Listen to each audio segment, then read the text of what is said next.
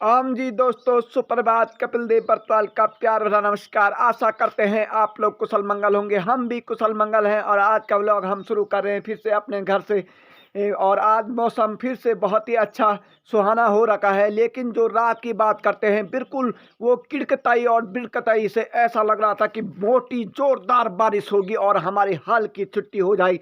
लेकिन बिल्कुल ऐसा लग रहा था कि मानो कि हल की छुट्टी होके रहेगी। लेकिन यूं ही हम सुबह उठे और हमने देखा 4 बजे एकदम मौसम नीला, आसमान साफ एकदम और गहने लगते हुए। तो मुझे बहुत दुख हुआ, क्योंकि वो स्कूल वाली फीलिंग आ गई है। जब स्कूल के टाइम रहते थे तो रात भर वही बारिश, वही रगड़ी बगड़ी, लेकिन सुबह एकदम टकाटक हो जाता था और स्कूल जाने के लिए रेडी होना पड़ता था। वही हाल भी की दुर्दशा भी हो गई है हमारे साथ और हमको जाना है अब हल, क्योंकि मौसम है साफ। माँ घर में रहने नहीं देगी और अगर खाना है तो आपको कर्म करना पड़ेगा। तो इसी के साथ मिलते हैं आज हम कबोटी के खेत में। बने रहे हमारे साथ ओम जी। दोस्तों, ये रास्ता है कबोटी वाला, जो कि कल थोड़ा सा जो बारिश आई थी, हल्की फुल्की बारिश, क्योंकि वहाँ ऊपर मलपसरा शमार है तो हमारी माता जी ने मना कर दिया है कि वहाँ नहीं लगाना है। और अब हम नीचे के रास्ते, जो कि कबोटी के नीचे के रास्ते खेत में जाने के लिए ये रास्ता है, यहाँ शमगदा होते हुए जाना पड़ता है। और आप देख सकते हैं कि वो हल्की सी बारिश के भी गेहूँ जो तरस रहे हैं, गेहूँ की बालियाँ, आप अंदाज़ा लगा सकते हैं क्या हरे भरे हो रखे हैं। और बहुत ही अच्छा लग रहा है, क्योंकि ये गेहूँ की जो इस समय फसल है, ये बूंद बूंद के लिए तरस रही है कि काश अगर थोड़ी हल्की फुल्की झम वाली बारिश आ जाती तो ऊपर उठ कर के अच्छी सी बालियाँ दिखने को मिलती आपको। लेकिन क्या करें, इस समय जो मौसम ने मार रखी है वो बिल्कुल फसल के लिए चिंता का विषय बना हुआ है। और ये हम बैलों के साथ जा रहे हैं कबोटी के खेत में। और यहाँ पर ये गदरा है भैंसों के पानी पिलाने के लिए, गाय भैंस और वगैरह के लिए। यहाँ पर बख्शिया के टाइम बहुत बड़ा गदेरा आता है, लेकिन आजकल शून्य पड़ा हुआ है, जो कि कोई बारिश न होने के कारण। बिल्कुल इस समय मैं नज़दीकी से दिखा रहा हूँ, मैं जा रहा हूँ इस रास्ते से अपना। और यहाँ पर आप देख सकते हैं कि बिल्कुल जो हरा भरा खेत दिखाई दे रहे हैं, उन्होंने इस समय गेहूँ ने उठ करके कम से कम हमको यहीं पर नज़दीकी पर बालियाँ दिखाने लायक होनी थी। लेकिन जो मौसम का हम यहाँ पर अनुमान बार बार कह रहे हैं, वो न होने के कारण इस समय बिल्कुल नीचे की ओर ही हैं। यहाँ पर अंदाज़ा लगा सकते हैं, अरे नीचे मार दी, आगे वाले बैल ने कूद मार दी थी खेत में और बड़ी मुश्किल से निकाला। आप अंदाज़ा लगा सकते हैं, ये अक्सर होता है घरों में बैलों के साथ, क्योंकि जहाँ पर हरा दिखता है वो सीधे कूद मार जाते हैं वहाँ पे। ऐसे में ले जाने पड़ते हैं दोस्तों, ये साथ में जब कोई नहीं रहता है तो इस तरह से ले जाने पड़ते हैं। अब भाभी जी आ गई हैं, यहाँ पे पहुँच गए हैं इस खेत में। और यहाँ पर अगर भाभी जी नहीं आती तो बड़ी दिक्कत होती है साथ में ले जाने पर, क्योंकि कहीं हरा के बदले कूद मार जाते हैं और बहुत दिक्कत होती है इस तरह से। तो यहाँ पर हैं हमारे 2 कतर, जो आप देख सकते हैं। और इसके बाद एक ऊपर पर है और एक उधर की साइड है शमार के नीचे। तो शमार पे आग लगाने के लिए मना कर दिया है। बड़ा खुश भी हो रहे हैं हम, क्योंकि आज छोटे छोटे कतर।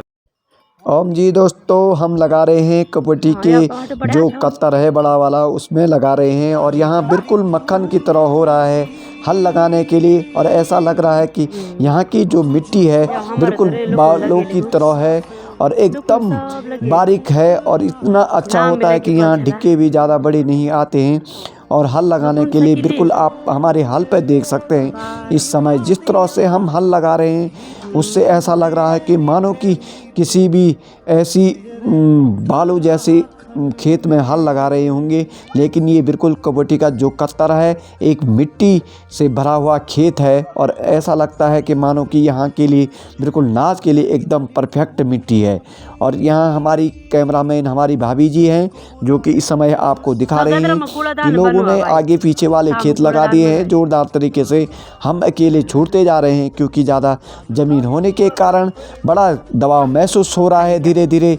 और इस तरह से आप लगा सकते हैं कि हमारी यहाँ पर जिस तरह से दबाने की कोई ज़रूरत नहीं है, एकदम बिल्कुल फ्री माइंड होकर के यहाँ पर केवल हल को पकड़ना पड़ता है और आराम से लगाना पड़ता है। ये आप अंदाज़ा लगा सकते हैं इस तरह से, क्योंकि यहाँ पर जो कि बौड़ाने के लिए भी बहुत ही अच्छा खेत है।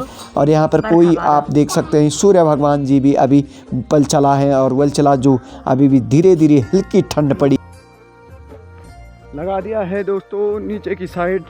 अब हम आ रहे हैं यहाँ ऊपर के कत्तर में और ये है हमारा कबड्डी का क्रिकेट का फील्ड जहाँ मैच हुए थे। बड़ी याद आती है उसकी भी। और अब पहुँचने वाले हैं अपने अंतिम कत्तर में जो कबड्डी का है। आज फाइनल होगा कबड्डी में, क्रिकेट का नहीं, हल लगाने का। आप देख सकते हैं यहाँ पर ये दूसरा वाला बल्ब आ रहा है जो नीचे की साइड। यहाँ पर देखो किस तरह से चमक रहा है हमारा फील्ड क्रिकेट का। आहा, सुंदर तरीके का। यही तो याद आती है जब सब काम निपट जाते हैं, उसके बाद आती है मेरो बचपन में ते वापिस ही लौटे दी कख। अब तो नहीं होगा क्योंकि जिम्मेदारी का दायित्व है। पहुँच गए हैं हम इस कत्तर में जो कि काफ़ी लंबा है। ओम जी दोस्तों, हम पहुंच गए हैं कबड्डी के आखिरी कत्तर में जो कि सबसे अच्छा और प्यारा कत्तर है, क्योंकि यहाँ पर हमारे बगल पर लगता है कुमेड़ी जी का कत्तर जो कि उनके खेत। और आपको बता दें कि यहाँ की जिस तरह का हम नियम फॉलो करते हैं, हमारे बुजुर्गों से, हमारे दादाओं और पिताजी से ये नियम बनाए हुए हैं कि वहाँ हमारी कुमेड़ी जी के खेतों में हल नहीं जाती है क्योंकि वो भोलेनाथ जी के खेत हैं। और सबसे बड़ा नियम ये है कि हमको अपने खेत से 7 अंगुई मिट्टी देनी पड़ती है जो कि भर भर करके, क्योंकि हमको दान देना यहाँ पर माना गया है कुमेड़ी जी के लिए, क्योंकि भोलेनाथ जी के लिए हमेशा दान देना पड़ता है। और ये हमारे नीचे क्रिकेट का मैदान बहुत खूबसूरत। तो दोस्तों मैं इस समय अब जा रहा हूँ पश्चातवा के कत्तर में और इधर बंजर से जा रहा हूँ। पता नहीं किस कुमेड़ी का इतना बड़ा खेत बंजर रख रखा है। बहुत दया आती है मुझे बंजर खेतों को देख करके। ये भी रो रहे हैं और अब पहुँचने वाला हूँ मैं इस कत्तर में लगाना है मेरे को। अब जा रहा हूँ मैं इस नीचे वाले कत्तर में। हम जी दोस्तों, हम पहुंच गए हैं पसरा के नीचे का खेत जो छोटा वाला है लेकिन बहुत ही ज़्यादा आफत वाला है, क्योंकि ये है शमार वाला खेत जो कि बड़ा मुश्किल हो जाता है यहाँ लगाने के लिए, असंभव काम है। और बैलों के लिए भी और हल लगाने वाले सेवाकार के लिए भी बड़ा मुश्किल होता है। लिच कार अलग और एक तो बहुत ज़्यादा जड़ कार। यहाँ पर बहुत ही आप देख सकते हैं हल में भी बहुत ज़्यादा बड़े बड़े ढिक्के उठ जाते हैं और असंभव काम होता है लगाना।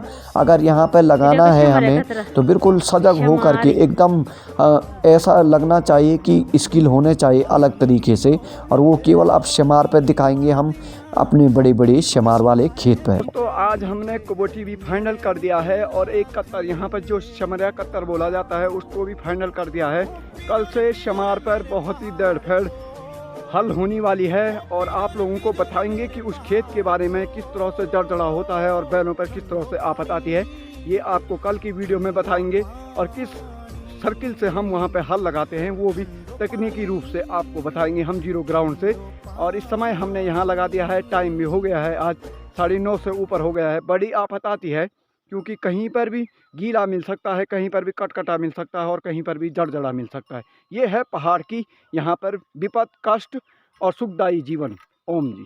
ये है दोस्तों तैयारी आजीविका पर जाने के लिए, हल से आ गए हैं और आज लगाए हमने 3 कत्तर जो कि हम बात कर रहे थे। बड़ी भूख लग रखी थी। उपवास के जब अगले दिन हल लगाते हैं दोस्तों तो बड़ी थकान लगती है और ऐसा शरीर टूटता है कि मानो कि अब भाई खड़ा नहीं उठा जाएगा। पर क्या करनी पड़ती है, हिम्मत। और हिम्मत ही ऐसी होनी चाहिए कि फिर जो कि आज जाने के लिए तुरंत हो गए हैं तैयार। भले 10 से ऊपर हो गया है टाइम, लेकिन फिर भी गाड़ी मिल ही जाती है आजकल। सभी अपने काश्तकार पे लगे रहते हैं। तो हो गई है अब तैयारी। ओम जी। ओम जी दोस्तों, हम आजीविका से घर आ रहे थे तो हम भाग रहे थे रोडवेज के पीछे, रोडवेज को पकड़ने के लिए। लेकिन रोडवेज ने इतनी ज़बरदस्त स्पीड लगाई कि रोडवेज को हम आगे नहीं निकल पाए, तो हमको बाय कहना पड़ा। ओम जी दोस्तों, हम पहुंच गए हैं घर, जो कि आप देख सकते हैं कि यहाँ पर हमारे सभी चाचे और भाभी लोग रोटी बना रहे हैं और उसी रोटी बनाने के साथ साथ अपने आनंद ले रहे हैं, गप्पों को लगा रहे हैं और अपनी कहानियाँ लगा रहे हैं। यहाँ पर हमारी चाची जी, जो कि बहुत ही अच्छे कहानी सुनाते हैं और जिस तरह से इंटरटेनमेंट भी करते हैं ये लोग। और आज है यहाँ पर हमारे आदरणीय भाभी जी संजू देवी का, यहाँ पर जो कि शव यात्रा की लकड़ी वालों के लिए भोजन होता है और एक एक मवार भी बोला जाता है। आप देख सकते हैं यहाँ पर वीरेंद्र भाई साहब की मकान है ये पूरी, और इस तरह से यहाँ पर सभी लोग जो गांव के सदस्य हैं आए हुए हैं भोजन बनाने के लिए। और ये उनकी पुरानी जो गौशाला है, आप देख सकते हैं इस तरह से अभी भी जो पुरानी है जैसी की तैसी है। और यहाँ पर घर आ गए हैं हम, भोजन पे गए थे ऊपर, जो कि हम उस दिन लकड़ी देने गए थे। संजू देवी जी का देहांत हो गया था, तो उनका आज शव यात्रा की लकड़ी में भोजन था, तो हम वापस घर आ गए हैं। आज की वीडियो समापन करते हैं। पूरी वीडियो देखने के लिए धन्यवाद। हमारे चैनल को लाइक, शेयर और सब्सक्राइब कीजिए। जय हिंद, जय भारत, जय उत्तराखंड। और बेल आइकन का बटन भी जरूर दबाइए ताकि हमारी नई नई वीडियो आपको मिलती रहे। और आपका प्यार और सपोर्ट जिस तरह से मिल रहा है उसका हम आभार एवं अभिनंदन एवं स्वागत करते हैं। ओम जी।